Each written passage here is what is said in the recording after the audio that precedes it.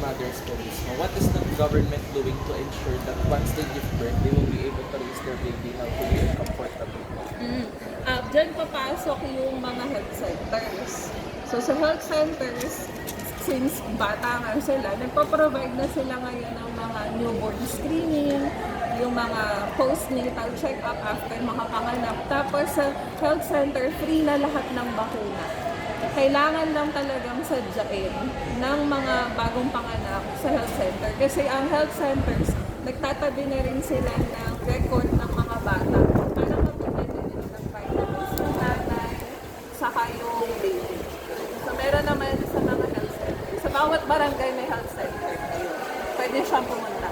Yun nga lang, marami pa rin kasi sa mga kabataan yung nahihiya, lalo din sa nangyari ganun. Pero the government is really doing its best na mag-provide ng free na mga gamot at bakuna sa magulang, pati na rin sa nanay at sa bata, sa baby.